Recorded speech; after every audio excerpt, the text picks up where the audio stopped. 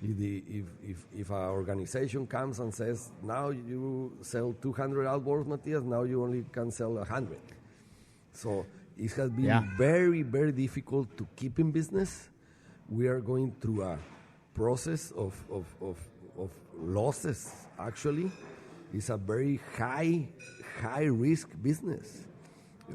One company has to invest approx $8 million just to go out fishing. Just to get started, Just to get and go out and capture. And how about if you don't capture?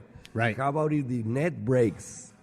1 week when you're capturing, you break the net, and everything is timing because the tuna school just goes through 2 months a year, and it's gone. It's not coming back until next May. So how big do those fish get in the pens? We have been with very different sizing. We had very bad years that we capture at 12 kilo per piece, but that's a regulation also now. We cannot capture from 15 and under, so we let them reproduce because the bluefin tuna comes into the Mexican coast to reproduce. Here is where they reproduce. That's why a lot of us come to the Baja coast, is to reproduce. So, this right now we have been, the results are there. We have a small quota, and it's going to start increasing. Sure. But the sizing right now, we're capturing from 30 to 50 kilo pieces now. Yeah. And we usually, there's different strategies on the fattening. Right. There's the short-term farming that you just like stabilize the fish like for 3 months, let's say, and you feed them really lots of sardine, and then you export that. You just stabilize the fattening. The fish is nice, like a nice cattle, and then you ship it to Japan. And then we have the long-term farming that we keep them for a year. Oh, really? Yes, and they raise about 50% of the weight. So if we capture at 50 kilo, we export them at 75 kilo. Huh. And so that's a better quality fish than the short term because you put more sardine, more fat, beautiful color. That's what I was going to ask you. When we talk about, I'm assuming that the majority of this tuna that we're talking about is being eaten as sushi, yes? That's the whole. So what makes sushi good? Grade what fish. Makes sushi grade fish? What is it? What are the important factors? The factors are the fattening. Yeah. The fat. The fat content is the top factor. That's your price right there. You go to Tsukiji market in Japan, and that's what they test. All these buyers right there in the auction, and they test the fat first, color, very interesting, and then that the fish is clean. No. How do you say? No manchas. Right. I don't know what the word is in English. No stains. Listeners, look that up. Manchas. No dents. Right. Clean fish, beautiful fat content, and beautiful red color. Okay, so here's a personal question: how do you like to eat your sushi? I eat it straight off the boat. I eat it straight out the boat. Yeah. I have that opportunity that when I want to order a beautiful loin of bluefin tuna, I just call the company, and then tomorrow, the perks of the job. Tomorrow I get a beautiful 5 kilo loin, and we love it at home. We eat it so much, and it's a very healthy food. We have been in contact. The Mexican company has been in contact with the top university of the world on research of tuna reproduction. That is Kinki University in Japan. And I've been out in the research center out in Amami Island. That's about a 1 hour flight from Japan out to the Pacific side. And Dr. Mihara is the top research guy in the world for reproduction of tuna. And they are almost there. They already have tunas that they reproduce in laboratory. In captivity, okay. In captivity. Gotcha. But reproducing in their laboratory that are 100 kilos. Wow. Right now.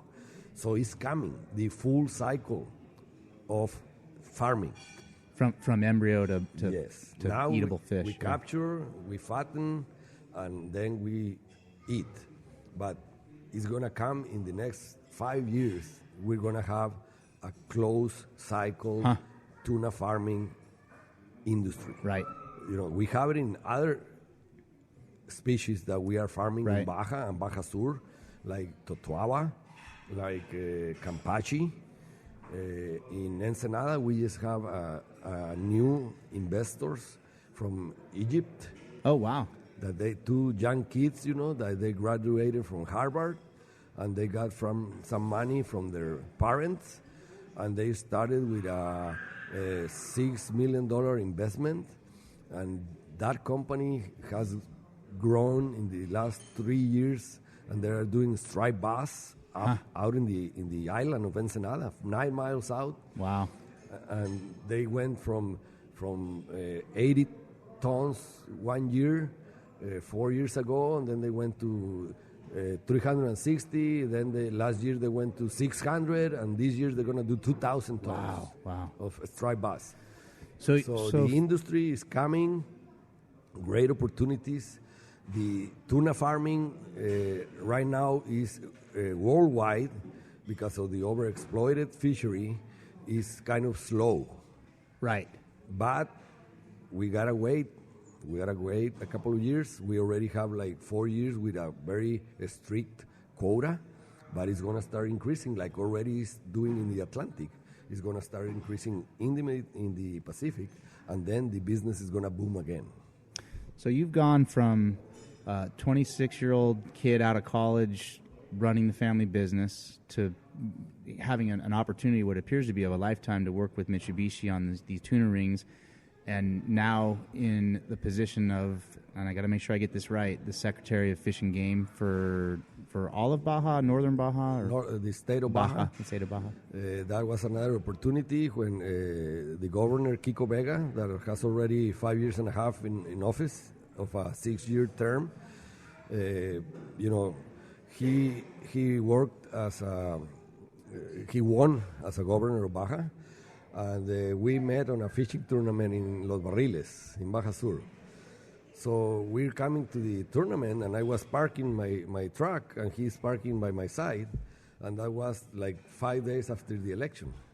So I open my door, and he opens his door, and he says, "Hey, Matias, what are you doing here?" "Well, my company is sponsoring the tournament."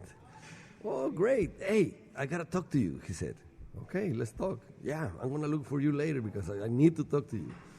So after the registration of the tournament and all this tournament fiesta right there at Los Barriles, he calls me and said, "Hey, let's go and sit down, let's have a beer and a tequila, and let's talk a little bit.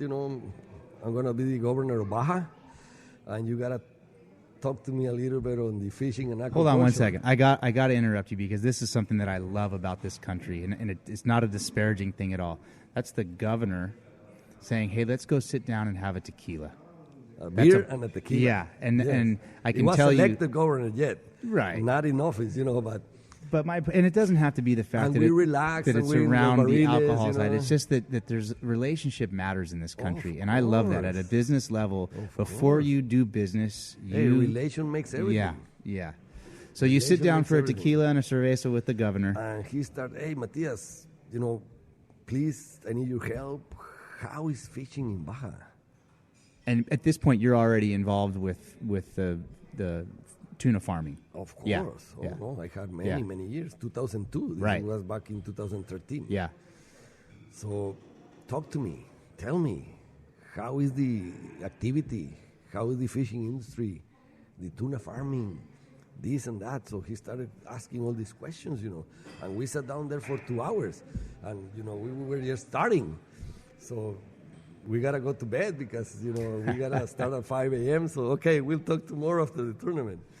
So we go out fishing, we have fun, and then we come back Saturday afternoon. And then, again, he's looking for me, And a guy tells me, "Hey, Kiko is looking for you, Matias." And so he called me and said, "Hey, we're in this restaurant in Los Barriles. And I said, okay, in the beach restaurant right there in the hotel.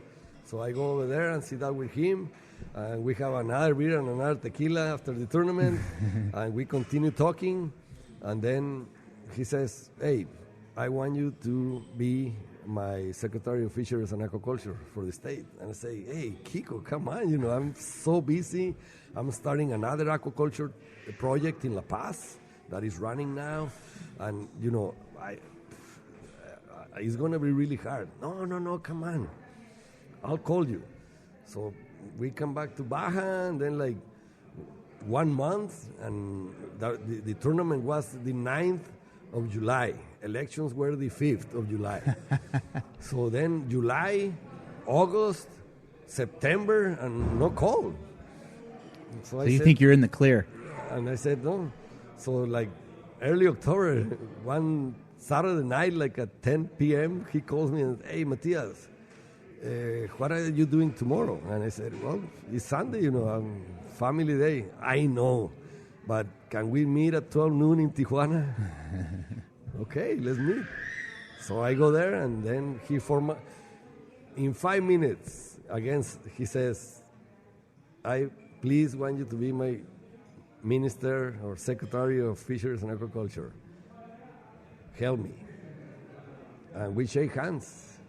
And so that's 5 minutes. And he says, I got to go because I have another meeting. And you're in. And I mean, so I would assume that's been a fairly educational process. Not having government background, I guess, right? It has been a great experience. We are very few businessmen in Mexico that really put our time and effort into the government. Yeah. It should be a lot of more doing it because we really help.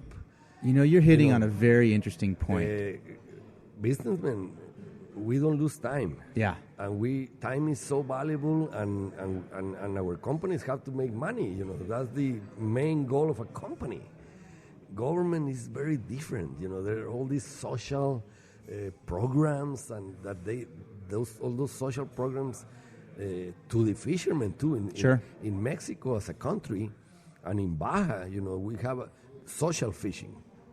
And it's all these cooperativas. Yeah, these groups that's a really good subject towns. To talk about, right? So the fishing in Mexico is socialized. So we have all these social programs that we got to go, because all these families live in those little towns, 300 people. Mm-hmm. And they fish for food. That's their job. Right. So no fish, no food. Right. So we have to be very, very into the social side of the business. So we give money away so they can go out fishing and eat and feed their families. Right. But sometimes they're not very profitable. So that was a huge challenge on my administration as a Secretary of Fisheries and Aquaculture to talk to the new generations that are coming that they have to be more environmental responsible. Sure. If they fish more than their quota that they agree on, then his son is not going to be able to fish. Right. If you can do 1 ton of lobster and you do 1.5, your son is not going to know what a lobster is. Right. So we have been really socializing with them, and we have done really great. The new generations are coming.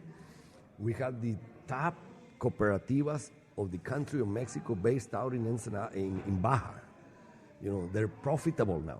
We have cooperativas that do abalone and lobster that they invoice $13 million a year. Can you explain what the cooperativo is? A cooperativa is a social group of fishermen that they get together in this cooperativa, a corporation. Right.